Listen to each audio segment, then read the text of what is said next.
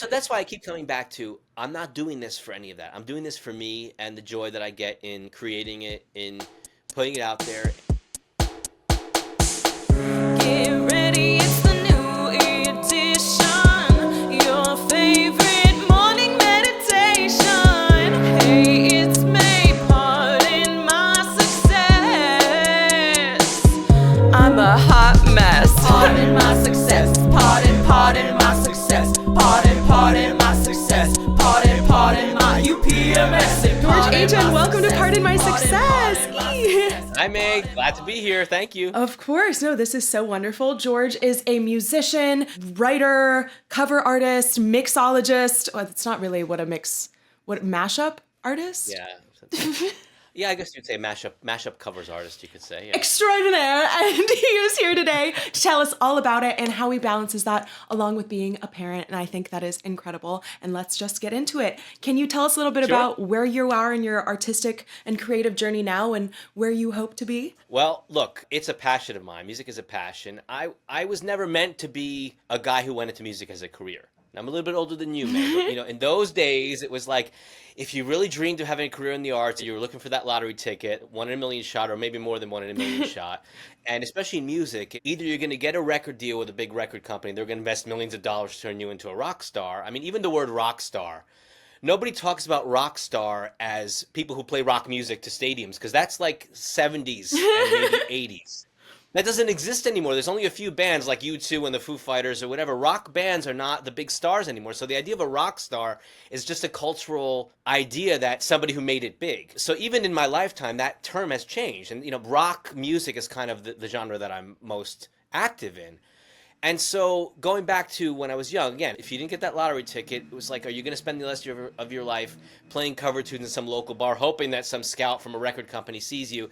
And it's like, all right, we got to grow up and get on with our lives. And also at that time, it was, if you wanted to make music, either you had like a little cassette recorder and you would record these very bad quality demos or the old Tascam 4-track, and then eventually they came out with a digital 8-track machine, but it was expensive. So on the plus side, things are so much easier now for people who love music to make music. I mean, people who have number one singles are not even leaving their bedroom, Yeah. with just their little laptop, right? So that's been an amazing thing, and the cost of even going to a studio to doing it at a professional level has gone way, way, way down. So somebody who always had the dream of making an album and thought it would cost hundreds of thousands of dollars, like me, found out that, well, wait a second, now with, $10,000, $15,000, you can make an amazing album that's really well mixed with kind of Grammy level people even that are involved in it. And so that's been kind of the way that I've looked at it. If not now, when? If not now, never. Go ahead and do it. You've been dreaming of this for so long. And so I just decided to go for it. And I hope it inspires other people that also had those little cassette tapes from the 90s that they had their little demos on. And you know what? You can go back to those, pick up your guitar, go back to the piano and, relearn them. And you can go and do them in a professional way and realize it the way that you always wanted to hear them. And I think that's just a wonderful thing. Because in the end, you're making the music for yourself. It's lovely to share it with other people, but the artist is doing it for him or herself. Ultimately. Yeah, wait, that's actually so funny. I actually had a question that was like, who do you write for and who do you make music for? But yes, yourself. Well, I make a point about this because, when you're young, it's like, oh, I wrote this song for my girlfriend, or I wrote this song for the guy that I really have a crush on or whatever. And when you're older, you're a bit more mature and say, no, I was writing that to process the feelings that I have. And it's dedicated to that person. Even, again, as a dad, writing songs about my sons. And people say, oh, you wrote that song for your son. No, I wrote the song for me because I was trying to process all that it means to be a dad and all the joy and all the fear of all of that. But no, the artist has to do it for himself and then share it. I mean, if you don't share it, then, what's the point? But maybe there's some artists that don't share some of their stuff. They keep it on those little demos and they only listen to themselves. I like the idea of creating it, mixing it, mastering it correctly, and sending it out to the world as a finished product that you can be very, very proud of. Because I like sharing that. It's nice to get feedback from people who say, I heard your song and I really, really liked it. I mean, it makes it all worthwhile when you get that kind of feedback. Yeah, absolutely. That's so cool. Well, how'd you kind of start making your album and putting that together? I go kind of the old-fashioned process of what you would say for a singer-songwriter, which is you have your guitar or the piano. You start out usually with kind of a chord progression, and then a melody comes into it, and then you don't really have the lyrics yet, and then you just keep going and it becomes a feedback loop. Okay, I have a few of the lyrics now, then all right, does that fit with the melody? Let me change the melody, or then I have to change this chord or add another chord in the sequence, and then it just keeps refining until you get to the point where, no, I feel good about the song. It's got a verse, it's got a chorus, maybe it's got a bridge, and then it's like, okay, I can make a demo of that on my own, playing the piano, playing the guitar, and singing along to it. But then if I want to do it as a proper band arrangement and have a bass player, a drummer, guitar solos, and all that kind of stuff, then you have to think more broadly about how am I going to produce this. And for that, you need other musicians. Now, these days, with what's available to you, the facilities that you have, like even in GarageBand, I mean, it's amazing what you have now. You have all these beats pre-programmed. You can even have session AI musicians play along with you to make up a bass line, to play a simple keyboard part. So again, anybody can create a demo that sounds like a finished product. But for the informed ear, you'll be able to tell if there were real musicians playing on it and not just the pre-programmed computerized stuff. So for me, it's kind of like use those tools to help you get to the end goal, which is a proper human product.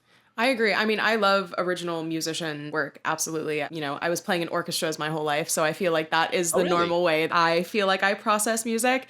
So it is kind of Yeah. funny because I'm trying to be more self-sufficient in my music making because it's hard. I live in LA, but it's still hard to, I don't have the money to hire studio musicians to come and play in my Yes. home studio, you know? So I'm doing what I can and like trying to learn how to produce and like, figure that out on the laptop. Well, look, the way that I started was it was confinement and sitting there at home saying, okay, I have all this time. Let me go back to those old demo tapes and see what I like and what I didn't like of songs that I wrote 10 or 15 or 20 or 25 years ago. I'm really dating myself now.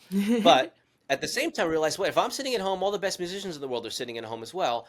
And through Fiverr, there's the category of what they call pro. And basically, to hire a pro, like a pro guitarist or a pro keyboardist to play on your track, it's basically like $150. And they will do, like a guitarist will do 2 backing tracks and 3 takes of a solo. I mean, they really go all in on it. And it's not that expensive.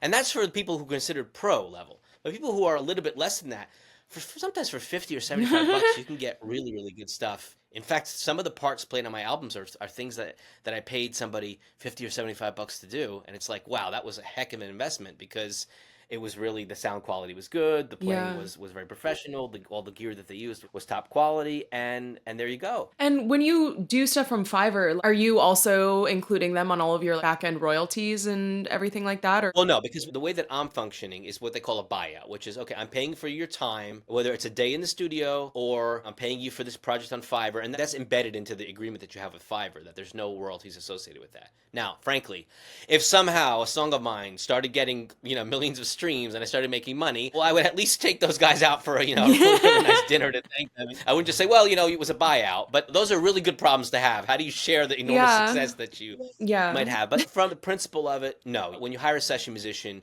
you're paying them for the time or for the tracks that they give you, and that's it. They don't expect anything more than that. And frankly, they don't really have much legal recourse for more than that. Sometimes with a singer, though, it's a little bit different because a singer might want to have a share, especially if the singer is doing ad-libbing. And how many songs are out of yours now that have used this Fiverr method? Not that many. I started running down the Fiverr track, and I was happy with the results. I started making things. And then I got in touch with a friend of mine from high school who is a professional bass player, runs his own studio in the Bay Area. I had kept in touch with him over the years, a guy who opted out of social media, but he and I still stayed in touch.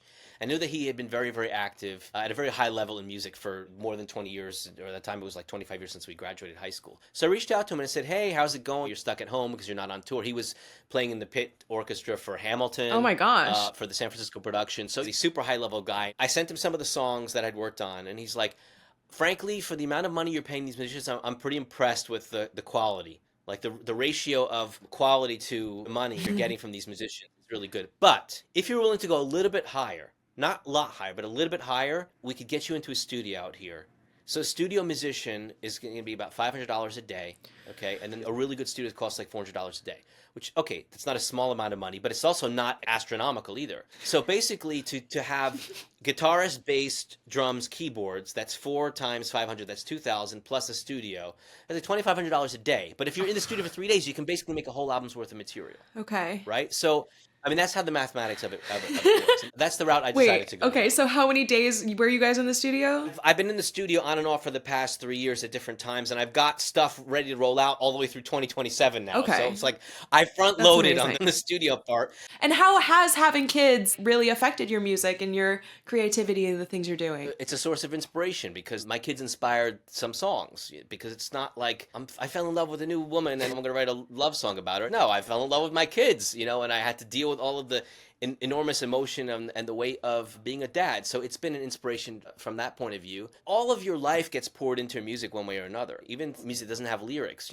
Some of the songs that I had written, and I had those demo tapes, and when I went back to them and I elaborated them and I expanded upon them, and all of those things, like even some maybe adding an instrumental section, but it's a reflection of your life experience, even if it doesn't have words to it. So becoming a parent is a whole other phase of life that gives you more impact and more things to talk about and more emotions to share. And it also affects the way you consume music. I mean, now when I listen to things with more experience in life, and suddenly I look at it from the point of view of a parent, or I look at it just from the point of view of, oh, now I'm the age of this character in the movie. Now I get it more. So it's not some magical thing of, oh, now I'm a parent and I have a totally different approach to songwriting. It's the same approach, but you have new topics to think about and you're more engaged emotionally because of the experience of parenthood. Heck yeah, I love that. Ah, look at you go. Well, what would you say is your favorite part of the actual music making process? I think it's the idea of going into the studio, you go in with a chart, like what I'll typically do is go in with a chart with just the chords and the structure of the song,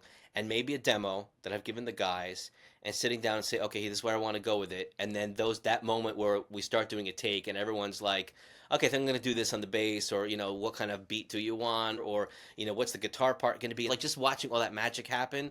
Because I feel like I'm back in the room in the 70s, like with all the bands. I feel like I'm there and I'm trying to replicate those heroes of mine and the processes that they used. So what's really gratifying about it is when you get feedback from these session guys. Yeah, that is really interesting. So are you producing it all yourself, or do you have like an audio engineer helping you with some stuff? I mean, when I say producer, I mean like just the artistic choices about how we structure the song and how we lay down the tracks. I mean, it's kind of like me producing, guiding it, but all of the band members have their say, and we discuss. They're studio pros. They don't come in there with giant egos. They come in there with a team spirit.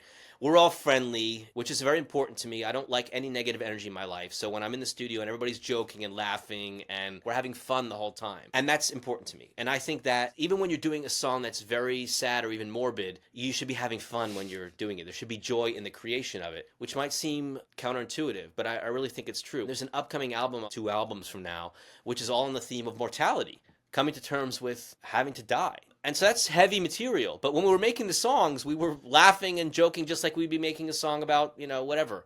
How nice it is to go for a walk in springtime or whatever. So I think that's really important to keep a positive spirit about it. So I'm producing with the help of all the guys who don't come in with massive egos, who come in with a cooperative spirit. They're there to do a job. They're coming in for the day. They want to have fun. They want to do good work. They want the finished product to be something that they're proud of as well.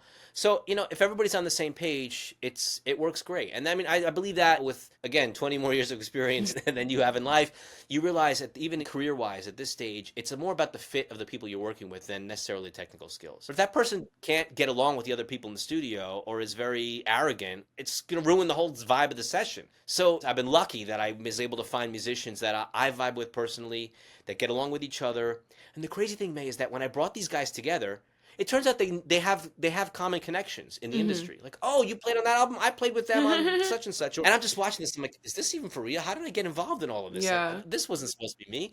But here I am in the middle of it. I mean, I just put out a cover of Blackbird by Beatles, which was written by Paul McCartney. And Fernando Perdomo, who's an amazing LA session guitarist, who I'll introduce you to because he's a wonderful, wonderful guy. He runs a studio in LA. And it was a fingerstyle guitar arrangement of the song that I had created. He's like, you know what? Better than having me play this, I think you should have Lawrence Juber play this. Lawrence Juber played in Wings, which is Paul McCartney's band after the Beatles in the 70s. So here I am contacting a guy who played with Paul McCartney to have him play a cover of a Paul McCartney song. Wow. So I'm like, is this even for real? How is it that little of me has access to these kind of people? But you know what? Anybody can do it. Your legends are just 2 steps away from you if you work at it. So, I'm not saying be unskilled and not be able to sing in tune or anything like that, but you got to believe in what you're doing. And if you do, other people will follow you. They'll say, this person's going places. The music is good. They're learning. They're growing. I'm on board. Yeah, you're right.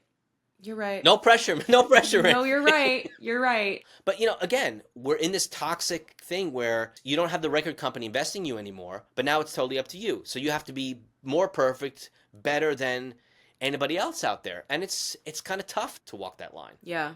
Exactly. And it's hard because I feel like I've peeked behind the curtain and I'm like, oh no, everything's a scam. Everybody has big companies behind them and that's the only way. The biggest people with all the followers, like, of course they're ripping off these smaller artists. And so what use is there? You have to think about, where do you want to be? You can make enough money to feed yours, to have a comfortable life, to have whatever, $100,000 plus income a year as an artist, between touring that you're doing, streaming revenues that you're getting, any kind of licensing deals, selling merch, other Patreon, other type things. All of those streams put together, you can make a living and feed yourself. You can have a nice middle-class lifestyle. You're not going to be a superstar. You're not going to be any of that. But you can do it on your own and get to where you want to be. And it's not going to happen overnight. It's going to take years to get there. But, everybody's got a choice to make. I mean, I look at some of these YouTubers and I'm just like, man, all of these clickbait headlines. And sometimes I think, should I do that? And I'm like, no, I don't want to do that. I mean, it's lame, But I get it. It's tricky. It's hard out here. It's really hard out here. But you're right. It's just doing it one day at a time. And I feel like that's every career. The episode I just released with a talent agent who was talking about, like, no, these are long haul careers. Yes. It seems like it happens overnight because it's like maybe overnight one of the things that you made years ago might pop off. Yeah. But that's because you've put in additional years of you're effort. Absolutely right. That's true in every industry, in every career. Yes, the overnight success story that took 25 years to happen. Yeah, exactly. It took 50 years for some people when it's not overnight. That's, you put in the hours, you put in the time. So that's why I keep coming back to, I'm not doing this for any of that. I'm doing this for me and the joy that I get in creating it, in putting it out there, and in sharing it, and also leaving a legacy. I mean, I always come back to that. If I disappear tomorrow, what do I leave behind here? And that music that I made, that lasts forever. That's a piece of you that lives forever. And I think that inspires me to keep doing more of this. And it's one of the main reasons that I do it. And again, that's part of the parenting thing, is that, okay, who am I? Who will my kids remember me as? Or for that matter, anybody that ever met me or came across me, yes, they'll remember me for the interactions they had with me, but those are fleeting. But a piece of you as art that you leave behind is something that lasts forever. And I love that. It really motivates me. Yes. Well, that's really all it is about. Yeah. Make some art, make some things, put it out there, and make something that lasts and that people can remember you by. So that's what this is basically for. The podcast is just something where it's like we're learning, we're growing together, and we're putting it out there, even if it's not perfect every single time, even though I try my best for it to be. And those gurus, what they would tell you is, this is about community. If you don't have the record label discovering you, investing millions of dollars and turning you into a star, what you've got are the people in your local scene that play gigs, the people in your genre that make content, the people that are fans of the bands that you like, or that are artists that are similar to you, and the people that make music videos for them, the people that do mixing for them. Like, you've got to build a community around you of people that support each other. It's not a zero-sum game. It's not I win, you lose. It's, well, wait a second. If we do a collab, your fans can become my fans can become your fans, and we'll feed the algorithm, we educate the algorithm. Exactly. Well, I'm not quite to that level yet, but, baby steps. Baby steps. And the nice thing about this waterfall strategy is, okay, I've mastered these techniques in promoting this song. For the next song, maybe I will try to do a collab. And for the next song, 6 weeks after that, maybe I will try to play it live somewhere. And for the next song after that, maybe I'll try to do X, Y, Z. So that when you finish the whole album, it's like, okay, I have used this as a test case for all of these different techniques. I figured out which ones work for me, because each person only has, one body and 24 hours in a day with which to use that body. So it's like, what are you going to spend the time doing? Are you going to spend the time editing amazing videos, or are you going to spend the time practicing to play a live gig, or are you going to spend the time shooting content somewhere, or are you going to spend the time writing a new song? Whatever. Like, right now I'm in a phase where, and I probably should be, but I'm not going to the guitar or the piano and writing new songs, because I have so much that needs to be finished up, finished vocal takes, mixed, mastered, and then distributed and promoted. Like, that's where my energy is right now. It's not on creating new music. So it's like, all right, if I finish these albums and, a couple years from now, I'm like, oh my God, now suddenly I have a following, I don't have any new music to give them. That's a good problem to have. But for now, I'm spending my time doing that. But a year ago, that's not what I was spending my time doing. I was spending my time maybe making some videos, or finishing up the mixing of some of the songs, or finishing up writing the parts of some of the songs. Like you mentioned, playing in an orchestra. The album that will come out after the one that I'm working on right now is a mashups concept based on Vivaldi's Four Seasons. Oh, beautiful. But, that's done. Now I need to think about promoting. What am I going to do to publicize those songs? What kind of video content can I make? What kind of short form content can I make? And the other thing you have to spend time doing is just watching what other people are doing, because you got to take ideas from other creators similar to you. Well, what memes are they using? What tropes are they using? You got to spend time watching all that stuff and observing it. Oh my gosh. Yes. Yeah. Okay. You're right. We got to do some more analysis. We're going to do some more mashups. What do you use to mash up, by the way? Is there a particular software, or are you just on Logic? Well, no, I mean, my mashups are covers, so everything is replayed. So, but in order to make the demos for the proof of concept, so what I had to do was I would have the idea. So the first thing I did was you go on YouTube and rip the stems, like, the drum beat or the isolated guitar part or the isolated vocal. And at the time I was using GarageBand. You put them into GarageBand.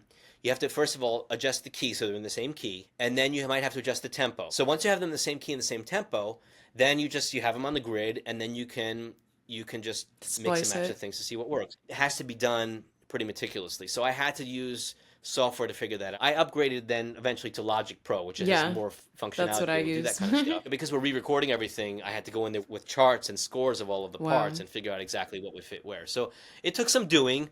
It was a lot of mad scientist work, but it was a good way to learn the ins and outs of the studio, because it was demanding. So that was good for me to learn. It was like getting over the hard stuff to be able to do the easier stuff. Oh, well, that's amazing. Well, where can everybody find your stuff to be promoted and seen and watched? Well, you can go to my website, which is theajjancy.com, the agency, AJJANCY, pronounced agency, like a real estate agency. Or, of course, on all the socials, Instagram and Spotify and YouTube and they're all there. Would love to share. Yes. I would love feedback from anybody. Would love for anyone to reach out that wants to do a collab or wants to just talk about things or just share ideas about the craziness we have to go through and all of this, overwhelming work that it takes.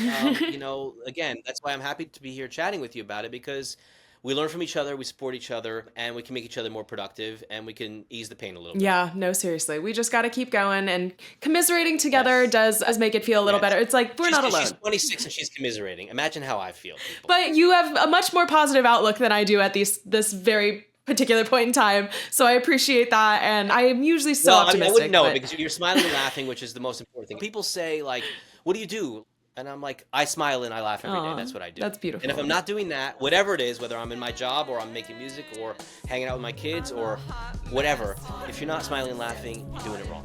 That's my philosophy. Absolutely. So everyone get out there and smile and laugh a little bit more today. Thank you so much for coming on. This has been such a pleasure. You are the best. It's been a lot of fun. And I will see you all next week. Thank you guys. Thank you. Bye-bye. Bye. Are you PMSing?